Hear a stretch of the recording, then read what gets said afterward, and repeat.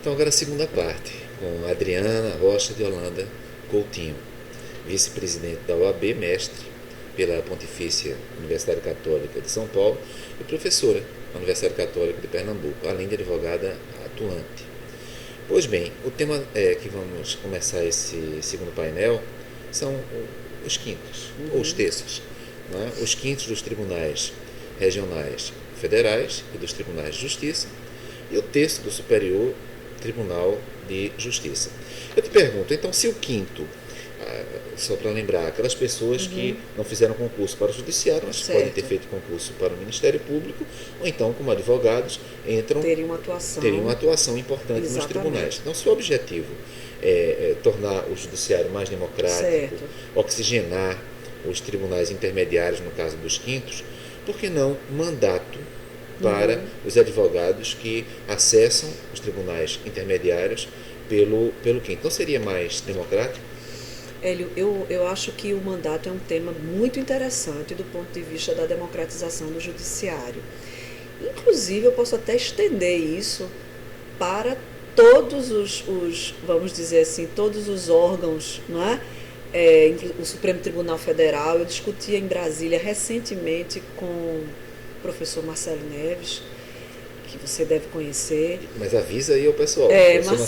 Professor Marcelo Neves, que eu tive a honra, né, de acompanhar todo o seu desenvolvimento. Ele é um professor egresso aqui da nossa faculdade de Direito do Recife e conceituadíssimo internacionalmente. Ele passou um tempo em São Paulo. Ele agora, acho que ele está na Alemanha, no CNJ, exatamente. Tem vários livros publicados na área de direito constitucional. Tem uma temática que é transconstitucionalismo, que é interessantíssimo para aqueles que gostem dessa. Eu recomendo a leitura. Então, eu acho que é um autor obrigatório para os acadêmicos. Então, o professor Marcelo discutindo comigo: Adriana, eu sou um pouco reticente ainda em relação a essa questão do mandato, mas eu acho que você tem razão. Quando a gente visualiza a mudança do controle de constitucionalidade no sistema brasileiro a partir da Constituição de 88, mas, sobretudo, depois da Emenda 45. Certo. Então, após a Emenda 45, com a súmula vinculante, da reforma do Judiciário, a instituição da súmula vinculante, essa visão, né, de um Supremo Tribunal Federal, não apenas o STF, mas de um judiciário mais ativo. Eu até sou um pouco reticente na utilização dessa expressão ativismo judicial, porque hoje ela já carrega uma ideologia que eu discordo, sabe, Hélio? Mas é inegável que a partir da Emenda 45, o Supremo ele ganhou um novo fôlego. E, além dos instrumentos tão amplos de controle de constitucionalidade concentrado e até do reconhecimento de efeitos erga omnes para decisões em controle difuso, que seria o recurso extraordinário. Então, o inimaginável, algum tempo atrás, sistema, né? Exatamente, do ponto de vista técnico, jurídico, constitucional, dos sistemas de controle de constitucionalidade, que um recurso extraordinário poderia dar um efeito, não é, que vamos dizer assim, bem mais amplo do que aquele que foi proposto principiologicamente, né, na sua origem. Eu acho que os nossos ministros do Supremo Tribunal Federal devem ter mandato, sim, e talvez os nossos desembargadores, não só o do quinto, mas os desembargadores federais, os desembargadores do Tribunal de Justiça, por que não estabelecer mandato para todos? Lembrando, só intervindo rapidamente, na turma nacional de uniformização dos juizados especiais federais, certo, e nas turmas recursais, os juízes que compõem essas instâncias, eles têm mandatos. Exatamente. Então, se até 60, no caso da área federal, se até 60 salários mínimos, as questões são decididas por órgãos colegiados, onde os juízes têm mandatos, não seria possível também, nas questões com mais de 60 salários mínimos? Exatamente. Eu acho que a gente pode considerar isso. Além dos tribunais eleitorais, né? Exatamente. E porque, aí falando pelos magistrados um pouco, que a gente sabe como às vezes é difícil essa ascensão.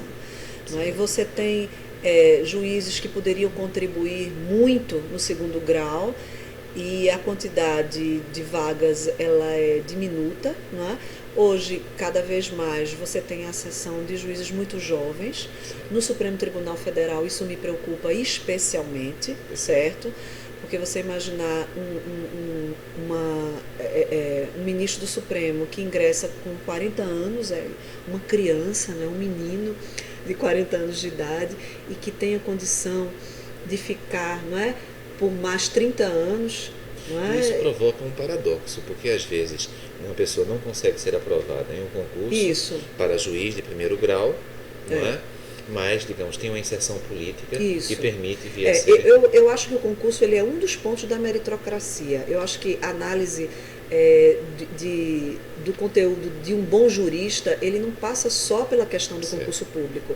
Se a gente for enxergar os sistemas europeus, os tribunais constitucionais europeus, a gente vai ver, por exemplo, que vários deles, uma parcela dessa composição das mais altas cortes e das cortes constitucionais, exatamente, é de professor. Então você vai pela produção científica, pelo trabalho, pela contribuição que aquela pessoa pode dar ao sistema, não é isso? E essa contribuição, ela não se esgota na esfera política. A esfera política pode ser até importante, porque a Constituição a Constituição é política, sim, e isso deve ser enfrentado com coerência, não é? Mas sem mandato, eu acho que a gente perde muito.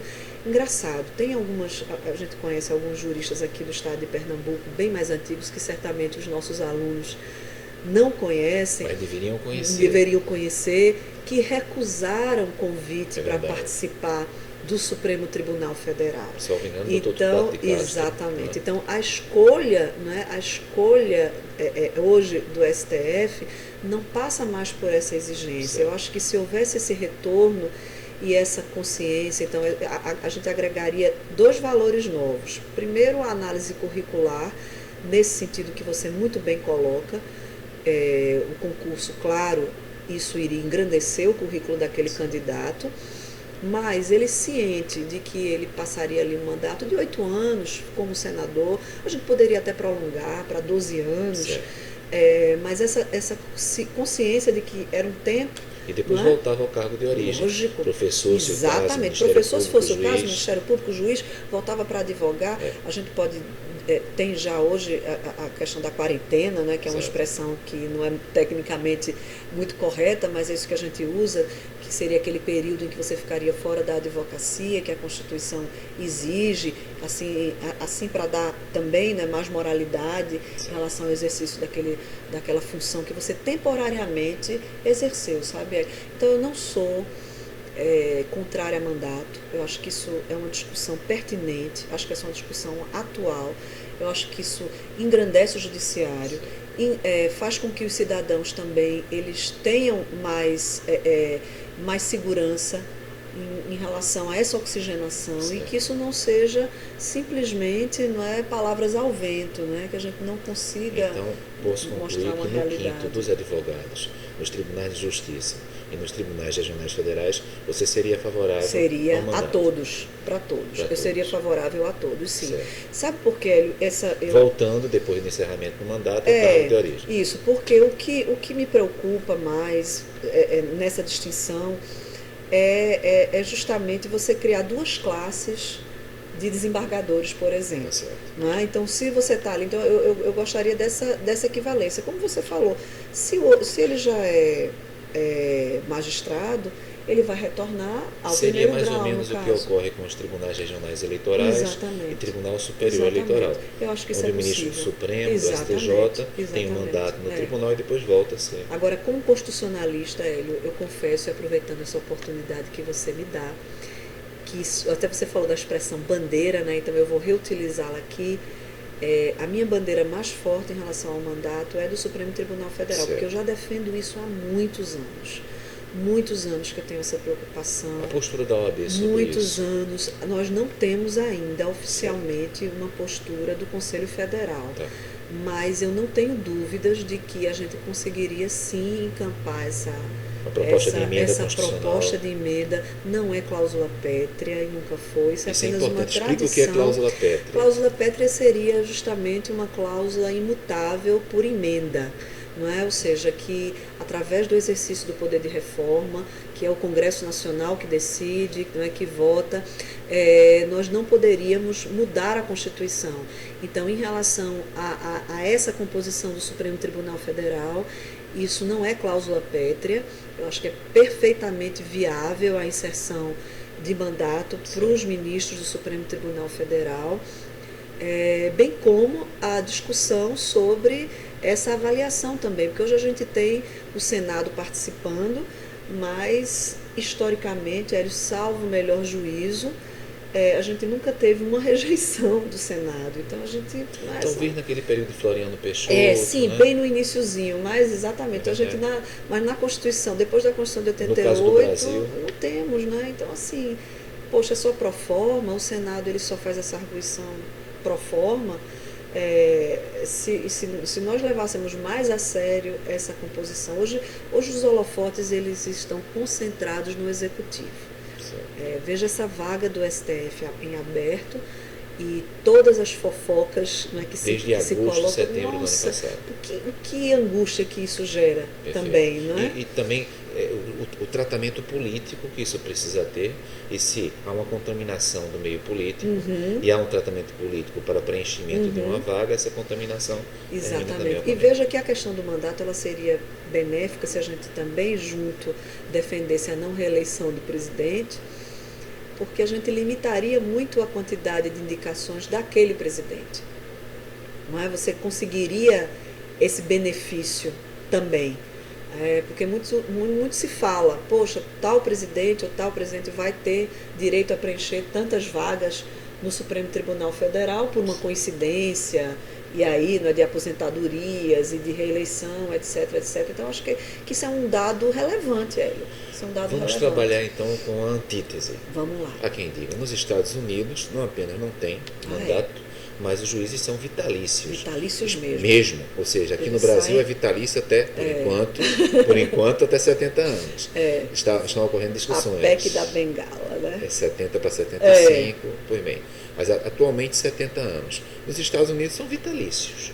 Podem ser até a morte. Então, por que o sistema dos Estados Unidos não seria bom para o Brasil, dado que há essa tentativa, a Constituição de 1891, ela foi quase uma cópia da Constituição norte-americana. O que é bom para os Estados Unidos não é bom para o Brasil? Eu responderia bem objetivamente isso, Hélio. O nosso sistema hoje ele é muito diferente do norte-americano. Essa inspiração na Constituição de 1891, ela inexiste nos dias atuais. E a gente volta àquele ponto. Nós tivemos uma ampliação do papel do Supremo Tribunal Federal, o acesso à Corte Suprema no sistema norte-americano, de fato, né, leva em consideração essa questão curricular, certo? E a quantidade também de processos, de questões que chegam ao Supremo Tribunal Federal, lá o movimento é inverso. Enquanto aqui, pela tese da repercussão geral e tal, pode haver, não é, a negação por 2/3 dos membros, lá é o contrário. Não é? Você tem que ter, um dos juízes da Suprema Corte é que tem que encampar aquela sua tese, levar para os demais para que aquilo possa ser votado e possa subir. Então, a regra geral não vai para a Suprema Corte. E aqui não, a gente continua vendo o Supremo Tribunal Federal abarrotado de questionamentos e dentro de uma sistemática onde ele também pode engessar aquele juiz de primeiro grau que está estudando, que quer inovar, que está na academia, que tem uma tese nova e que se vê refém, muitas vezes, como eu disse, de um pensamento de um juiz, de um ministro, que vai durar 30 anos. Puxa vida! Sim. Ele vai ter provavelmente, né, essa manutenção desse entendimento. E aí, eu defendo a academia. Eu gostaria que todos lessem mais, que as motivações das sentenças fossem como as suas, porque você reúne essas duas qualidades. Mas mesmo aquele juiz que não reúna, ele precisa valorizar o que a doutrina produz. Hoje a gente tem uma evolução de doutorados, sobretudo na área de direito, de produção. Por que não se lê, Hélio? Por que não se aplica isso nos tribunais? Não é isso? E muito pelo contrário, aqueles livros que mais vendem são os que repetem as teses dos tribunais. Quer dizer, a doutrina ela influencia cada vez menos. Mas não é? aí eu lanço uma provocação para você, que é o seguinte: no nosso sistema atual, um juiz pode ser de uma vara de direito de família, Sim. passar a vida inteira em uma vara de direito de família, e aí por uma circunstância, às vezes política, às vezes de antiguidade, ele é promovido para o tribunal para uma turma de direito público, vai ter que julgar direito penal. Ui, né, Hélio? Então, esse é o nosso sistema. O que é que você acha disso? Isso é uma preocupação séria sua como magistrado, minha como advogada. Isso é uma realidade que a gente enfrenta na advocacia, não só eu, como outros colegas, e que talvez não é, essa complexidade dessa nossa sistemática de acesso aos tribunais, ela mereça de ser repensada. E a doutrina ela pode ajudar, né? Quer dizer, se você se dispõe também a estudar, né, Hélio? Ninguém nasce sabendo. Hoje a gente vê vamos falar um pouquinho dos concurseiros, aqueles que não gostam da advocacia privada. De fato, a advocacia privada, ela exige muito de empreendedorismo. Certo. Você tem que ter vocação, porque você pode ter dinheiro hoje e passar 2 meses sem dinheiro. Às vezes no seu escritório você vai ter que pagar a luz, você vai ter que pagar. Né? O AB se preocupa muito com o jovem advogado. A gente lançou, Hélio, agora um programa maravilhoso. Que eu fui advogado e, portanto, acho isso, pelo fato de ter sido. E você respeita muito a advocacia, Hélio. Você reconhecidamente é um dos juízes que a classe respeita e aplaude. Muito obrigado. E a gente lançamos esse programa direcionado ao jovem advogado, meu primeiro escritório, então onde aquele que está começando, ele vai ter uma ajuda de custo da OAB, certo, importantíssima, com o e-mail, com o endereço fiscal, tudo custeado, a maior parte, né, pelo seu órgão de classe. Por isso que é tão importante a gente estar em dia com a nossa OAB, porque a OAB faz muito pelo advogado. E a gente precisa, e eu falando sobre os concurseiros, a gente às vezes tem, por exemplo, membros da advocacia pública muito jovens, que nunca fizeram uma audiência, sim, que nunca fizeram uma petição, mas são estudiosos, têm competência, porque passaram a questão da meritocracia que você falou, mas a junção desse saber direcionado aos concursos, com a experiência, com a vocação para o mundo público, que é importantíssimo.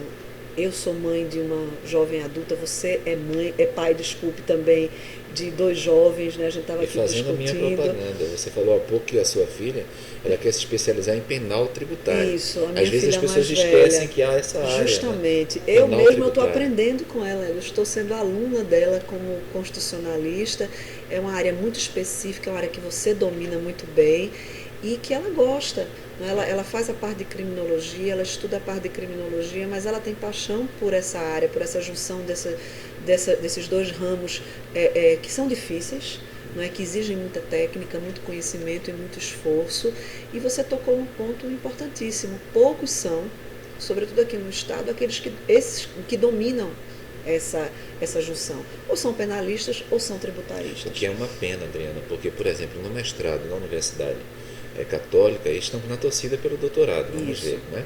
Mas no mestrado já há possibilidade, já há uma disciplina, no caso a minha, onde essa, digamos assim, penal tributário é oferecido. E o que eu noto é que, infelizmente, as pessoas querem penal, não que infelizmente queiram penal, mas querem penal, mas esquecem de que também há a alternativa do penal tributário. Exatamente. Eu aproveito aqui para fazer a minha propaganda no mestrado da Universidade Católica em Penal Tributário. E eu elogio, Hélio, o seu esforço, porque da mesma forma como há algum tempo a gente vinha com um certo, não preconceito, mas a gente achava que não haveria grande desenvolvimento da disciplina civil constitucional, certo, porque a gente tinha, né, uma raiz civilista muito privatista mesmo, patrimonialista, que via com maus olhos essa inserção do direito público, né, no direito de família. Eu acho que isso vai acontecer também com o direito penal tributário. Vai ser uma disciplina que ela vai ter uma autonomia diante de pouco tempo, sobretudo nesses recentes escândalos que a gente viu, exatamente, na questão da reforma política que a gente acabou de discutir, como você muito bem lembrou, o financiamento de campanha, quer dizer, a participação, né, mais ativa nessas regras de direito tributário que tem consequências penais muito graves. E a ausência nesse setor é tão grande, sabe, Adriana, que às vezes eu digo, olha, a pessoa diz, mas Hélio é professor de Direito Processual e de Direito Tributário. Por que ele está escrevendo sobre financiamento de campanha? Tem nada a ver, mudou de área. Tem. É isso que a gente está explicando. Exatamente. Tem muito a ver. E muito a ver. E muito a ver. E eu espero que essa nossa conversa aqui anime os nossos alunos, os futuros advogados e aqueles que já estão também na área acadêmica a, pelo menos, terem curiosidade de discutir essa disciplina, né? Porque acho que ganhamos todos até juntos. Pelo estudo de casos, porque me parece que no Brasil nós temos ainda essa carência. Estudamos a doutrina, mas não estudamos aquela doutrina voltada para os casos que estão sendo decididos ou que já foram decididos. Ou seja, não é que você tem que concordar com a jurisprudência. Sim, a gente estava falando dessa junção, precisa, né, de doutrina e considerar a jurisprudência. Lógico. E o bom advogado é esse que entende também aquilo que foi decidido.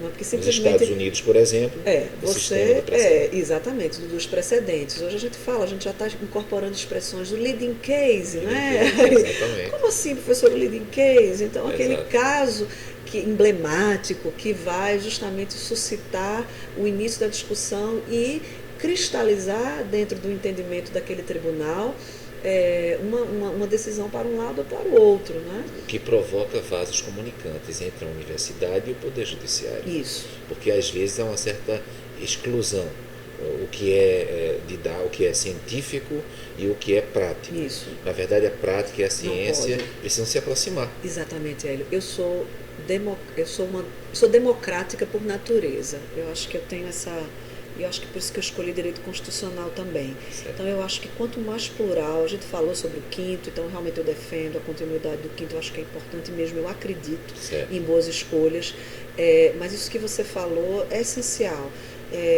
A gente tem que ouvir tudo, a gente tem que ouvir a todos, porque aquele juiz também que tem a sua prática, que se esforça, que é um bom juiz, que tem o seu compromisso social, não é? Que quer de fato dirimir os conflitos, que tem consciência da relevância do seu papel na sociedade, ele merece ser ouvido e muito. Não é? Ele precisa ter esse canal de comunicação. E às vezes esse juiz mais prático, ele não vai ascender ao tribunal e muitas vezes ele é até desprezado. Então, nem tanto ao mar, nem tanto à terra. Acho que o jogo é o do equilíbrio, é o da razoabilidade, é o da democratização. Usando uma expressão de Hess, não é justamente essa abertura interpretativa da Constituição. Falamos a gente abrir para os intérpretes, que a gente escutar essa interpretação, e isso a gente só consegue com cidadania, com democracia. Há pouco, aliás, nós falamos que aqui em Pernambuco, juristas extremamente importantes chegaram a recusar a vaga no Supremo. Não seria inimaginável. Torquato de Castro. Mas também o professor Lourival Villanova, muito bem lembrado. De onde, na verdade, eu estou copiando, replicando, quando ele falava que a teoria e a prática completam-se. Lourival Villanova. Lourival foi um dos vamos dizer assim, dos professores mais importantes de todos os doutorados no Brasil, em matéria de citação e de reconhecimento mesmo. Com influência significativa em dois grandes tributaristas, no mínimo. Paulo de Barros Carvalho, por exemplo, é um deles. Souto Maior Borges é orientador do mestrado. O orientador não só seu, mas de vários grandes professores. Souto hoje, eu acho que em Pernambuco é quem melhor representa essa geração que a gente conheceu, né, Hélio? Com tanto de prestígio grandes nacional e internacional. Na área do direito tributário. Exatamente. Inclusive, e pensando, parte de filosofia também, exatamente, não é? São pensadores. A gente acha que são mais do que juristas, eles são realmente pensadores do direito. Que eu respeito bastante. Bom, mas eu queria também falar um pouquinho sobre uma questão bem prática. Honorários de 30%. Eu recebo você vai aqui... dar a sua visão de juiz e eu vou dar a minha Eu quero visão te escutar, na verdade, porque eu chego aqui e recebo essas informações. A gente teve uma conquista agora grande no novo CPC, né? Acho que você vem discutindo isso. Algumas dessas mudanças foram, de fato, são vistas pela OAB e eu acho que pela classe dos advogados como mudanças positivas. As férias dos advogados também, que eu acho que é uma questão interessante. E a questão dos honorários de sucumbência, que houve, né, uma melhor delimitação e a gente, vamos dizer assim, o novo CPC retirou um pouco da discricionariedade do juiz em relação a essa sistemática. Eu vejo, sabe, Hélio, que da mesma forma que algumas profissões têm, vamos dizer assim, críticas mais gerais, generalizantes, infelizmente a classe dos advogados sofre com isso, não é? Então a gente vê, sobretudo em algumas áreas como previdenciário e tal, não é? Uma visão, a gente teve recentemente uma fazenda pública, a gente teve algumas reportagens em rede aí nacional, e isso causa um impacto muito negativo na sociedade. Então a OAB ela também tem a obrigação de demonstrar que ela vem atuando na fiscalização desses maus profissionais, mas jamais, sabe, Hélio, confundir as instâncias.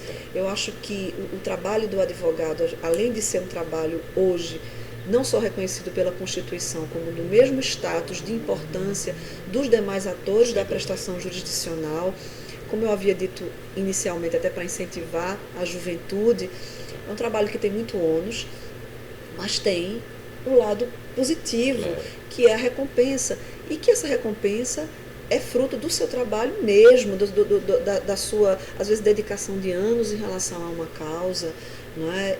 E eu acho que isso, do meu ponto de vista, eu não vejo nenhum equívoco, eu vejo um acerto. Eu acho que isso deve valorizar a nossa profissão. Agora, ao lado dessa mudança, e aí como membro de OAB, a nossa obrigação, a nossa responsabilidade, ela aumenta. Porque o jurisdicionado, ele precisa ter certeza de que ele está sendo assistido por um advogado honesto, por um advogado ético, por um advogado que tenha, não é, justamente as condições de defendê-lo em todas as instâncias, com a mesma vocação que ele faria, não é? Vamos dizer, ganhando ou não ganhando aquele honorário. Né? Explica um pouco a diferença entre honorários contratuais e sucumbenciais. E esses 30% seriam aplicados para quais? Os honorários contratuais, eles fazem parte, como o próprio nome diz, né, da discricionariedade das partes. A gente está discutindo, já que você tocou nesse assunto, na nossa OAB pernambucana, a valorização do advogado associado, a valorização do advogado contratado é um tema difícil, mas que a gente não pode se negar. E claro que a gente tem essa preocupação também com o teto ético, não é? Em relação a essa contratação, e com o limite também ético, para que o jurisdicionado ele possa, na hora que for contratar o seu advogado, ele tem uma referência da sua OAB. Puxa, então... Dado que a OAB é uma instituição tão... Claro, então, puxa, esse contrato está demais, não é? Para essa causa de até tantos que a gente não quero colocar exatamente os valores, mas essa causa até tanto, o advogado poderia me cobrar um teto de até quanto. Isso está no novo Código de Processo Civil, que eu achei interessantíssimo. Em relação ao qual nós estamos fazendo esse ciclo. Fazendo esse ciclo. Então, acho que isso já é um avanço. Na verdade, a gente vai reproduzir um pouco no novo CPC, que está na vacácio legis, também para os nossos estudantes, que seria esse período de adaptação dessa nova legislação, né, que ainda não está em vigor, mas é interessante até para dar o tempo da gente discutir e aprender. E a gente tem os honorários de sucumbência, que seriam justamente aquele devidos seria um ônus, não é? Para aquele que perdeu a causa. Não é?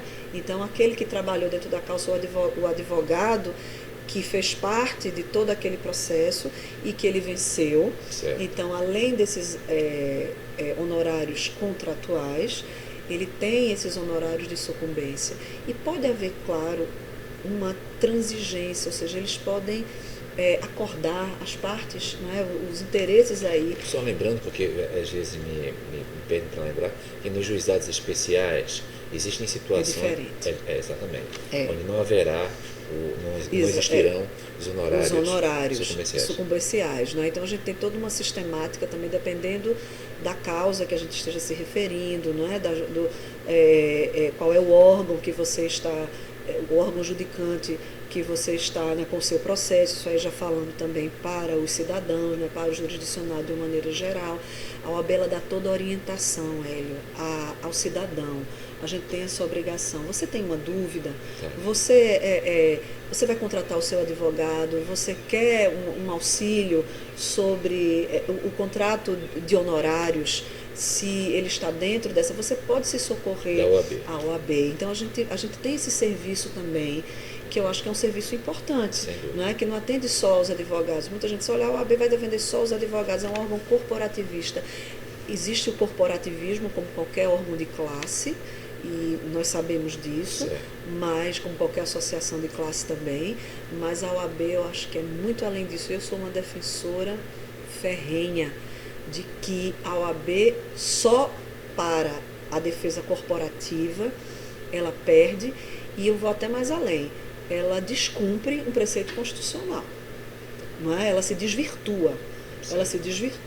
Então, se nós pela primeira vez alcançamos o status de a única profissão, né, que tem status constitucional, seria muito ruim para a cidadania, para a sociedade, que a OAB só tivesse o foco nessas questões corporativas. Então foi importante, essa mudança vai refletir nos juízes que vão ter que seguir o novo CPC, não é? Vão ter que cumprir a nova norma, mas não é apenas através de honorários que a gente vai, lógico, conseguir a recompensa para uma boa advocacia. Eu acho que vai muito além disso. Em razão do nosso tempo, a última pergunta. A conversa está ótima. Como, aliás, eu já sabia que ia ser.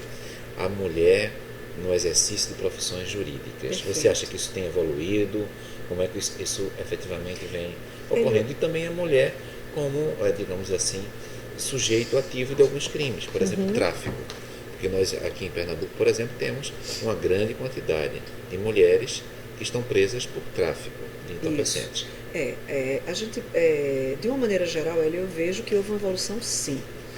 No judiciário, por exemplo, é inegável a quantidade, não é, de novas magistradas. Eu acho que tanto no judiciário federal quanto no judiciário estadual. Então, quantitativamente, a gente comprova isso. Sim. A gente não vê a mesma coisa nos tribunais superiores. Eu acho que a gente ainda precisa de uma maior renovação, a gente precisa, não é, de uma composição mais feminina também, como até como reconhecimento desse equilíbrio que a gente vem assistindo na composição do primeiro grau, né, dos órgãos do judiciário. Na advocacia, a gente já tem a metade das advogadas, isso numa comparação no Brasil, no território nacional, nós somos quase 50% e 50%, acho que é 51% de homens e 49% de mulheres, ou seja, há um equilíbrio. Há um equilíbrio, mas igualmente aí fazendo autocrítica, e como mulher a minha obrigação ainda fica maior, né? A gente não tem, por exemplo, na mesa diretora hoje do Conselho Federal, uma única mulher nessa gestão. E a gente perde muito, porque a mulher ela precisa ter voz, lógico, também no seu órgão de classe, né? A advogada ela precisa falar. No Tribunal de Justiça, a gente sabe que é mais difícil ainda. A gente tem um tempo ainda muito grande, a gente só tem uma magistrada que foi oriunda do Ministério Público, doutora Deise, que representa muito bem o MP. E em relação ao crime, olhando para o outro lado, eu falei das carreiras jurídicas, mulheres estão conseguindo seu espaço, mas a gente também tem, no aumento da criminalidade, hoje um percentual bastante significativo, né? Em relação ao tráfico, a preocupação é maior, porque essa temática do tráfico é um tema que enfrenta muito preconceito no nosso sistema. E que muitas vezes a gente visualiza, por exemplo, mulheres que são mulas, não é? Já que você falou de tráfico, dentro dessa, que são, vamos dizer assim, que estão dentro de situação de miséria nos seus países, estrangeiras que são presas no Brasil. E o crime de tráfico você pode falar muito melhor do que eu, porque você tem conhecimento nessa área penal e nessa questão internacional também, que isso tem uma consequência muito grave dentro do nosso sistema penitenciário, né? E como é que a gente pode enfrentar isso? Eu acho que do ponto de vista humanitário, merece um estudo, sim, detalhado. Tá. Merece que a gente faça não é assim, vamos dizer, dê uma pinçazinha, a gente faça um recorte nesse caso da criminalidade feminina, sobretudo em relação ao tráfico, que diz respeito à Justiça Federal e é uma área que você deve visualizar como uma área problema, né, no nosso estado, não sei. Olha, Adriana, eu quero te agradecer bastante. A gente tem esse Já limite. acabou, Hélio? Que pena, né? E eu fico aqui como um censor, porque eu queria continuar. Não, mas eu é que agradeço, Eu Hélio. te agradeço demais por ter vindo. Eu é que agradeço e, mais uma vez, eu quero parabenizar você e dizer, não só em nome dos advogados, que você é um grande juiz, Obrigado. mas como colega sua, que você é um grande professor. Obrigado. E que você continue contribuindo com o direito como você vem contribuindo. Parabéns, Hélio. Muito obrigado, Adriana.